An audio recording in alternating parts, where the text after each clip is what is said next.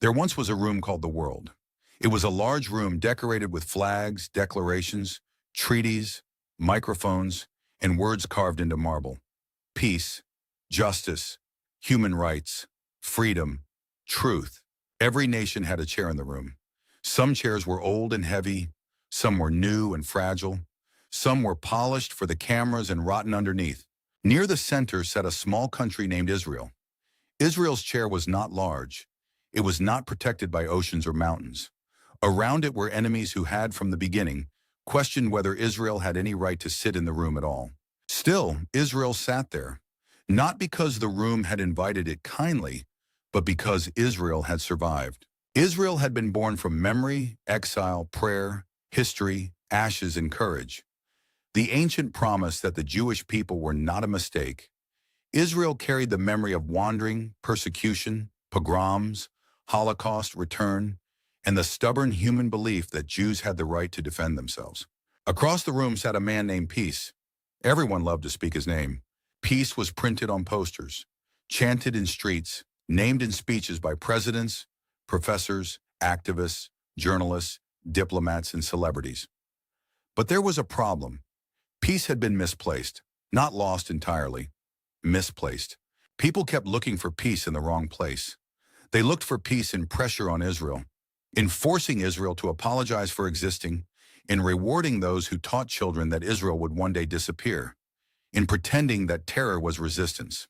They believed that if only Israel were smaller, quieter, weaker, more ashamed, more isolated, more hated, then somehow the hatred against it would end. But peace was not there. Peace had never been there. One day, the world called Israel to the center of the room. The lights turned on. The cameras began. The microphones leaned forward like hungry birds. A judge from Europe spoke first. "Israel," he said, "why have you not made peace?" Israel looked around the room. "With whom?" Israel asked. The room gasped. The question was considered impolite. "And what did you receive?" asked a quiet voice from the back. Israel turned. It was truth. Truth was old and tired. Not weak, never weak, but exhausted from being ignored. Israel answered, "I tried. I accepted partition. I negotiated. I withdrew from Gaza. I gave land for peace. And I received rockets. I received tunnels. I received kidnappings. I received October 7th. I received the bodies of my children. I received hostages dragged into darkness. I received the world asking what I had done to deserve being attacked." Then a man wearing a mask stepped forward. His name was Hamas. He smiled, though his hands were stained. "I want peace," Hamas said. Truth looked at him. "No," Truth said. "You want Israel gone." Hamas said, "I defend my people." Truth answered, "You hide behind your people. You built tunnels under civilians, fired rockets from civilian areas, stole the future of Gaza, and turned suffering into strategy." Truth pointed across the room to another figure sitting in shadow. His name was Iran. Iran wore the robes of government but carried the mind of empire. Around his chair stood proxies like armed children. Hamas, Hezbollah, Islamic Jihad, militias in Syria and Iraq, Houthis in Yemen. Iran said, "I seek justice." Truth answered, "You seek power. You fund those who murder civilians, call for Israel's elimination, destabilize the region, and seek the protection of nuclear power." Someone from the press gallery shouted, "This is complicated." Truth turned sharply. "No, it is not complicated to know the difference between a democracy defending its people and a regime funding terror proxies." Then another voice spoke. It was a polished voice, smooth and international. It belonged to narrative. Narrative was not truth. Narrative was more fashionable. Narrative traveled faster. Narrative did not require memory. Narrative did not require courage. Narrative said, "Israel is the problem. If Israel would stop fighting, there would be peace." Israel looked at narrative. "If I stop fighting," Israel said, "my people die." Narrative shrugged. "That sounds dramatic." Israel's voice hardened. October 7th was dramatic. Rockets are dramatic. Children hiding in safe rooms are dramatic. Families burned alive are dramatic. Hostages in tunnels are dramatic. Jews being told once again that self-defense is a crime is dramatic. But your enemies have suffering, said narrative. Yes, Israel said. Palestinian suffering is real. Gaza's suffering is real. Innocent people suffer. I do not deny their pain. But compassion without truth becomes a weapon. If you care about Palestinians, tell the truth about Hamas. If you care about Gaza, ask why Hamas built tunnels instead of a nation. From the side of the room, a woman stood. Her name was Memory. She carried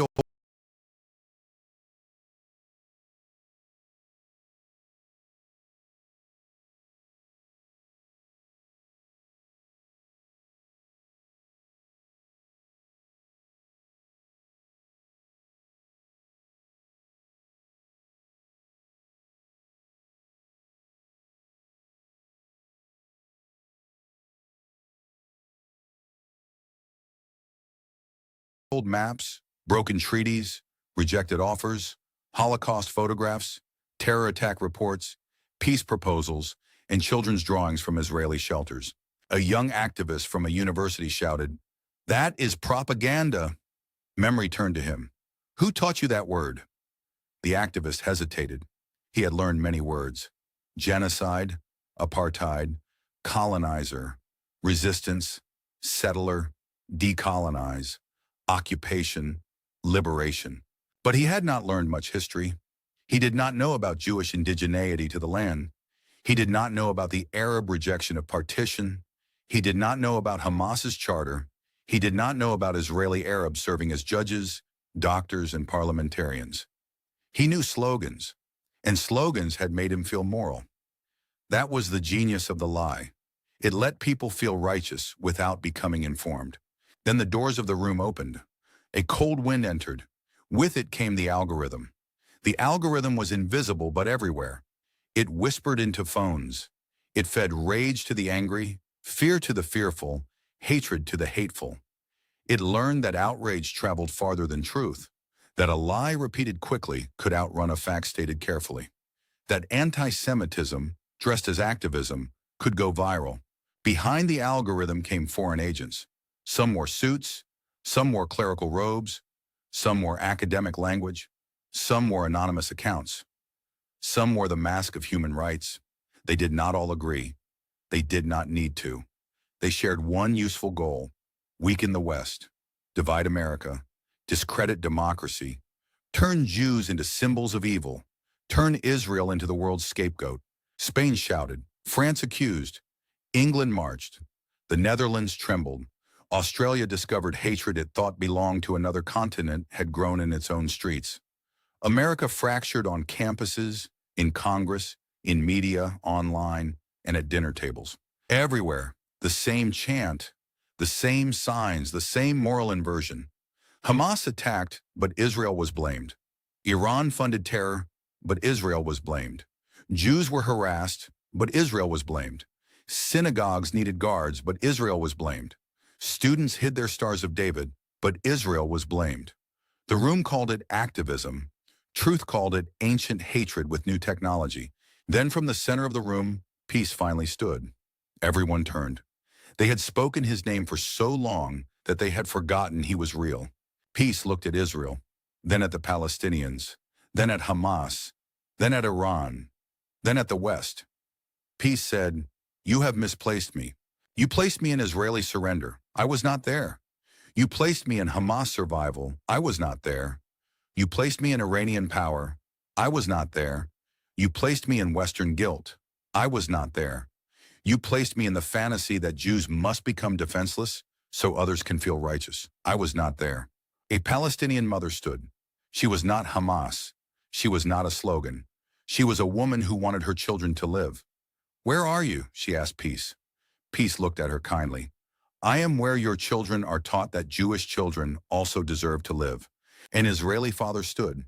He had buried a son. "Where are you?" he asked Peace. Peace answered, "I am where your son's death is not used to demand your nation's death."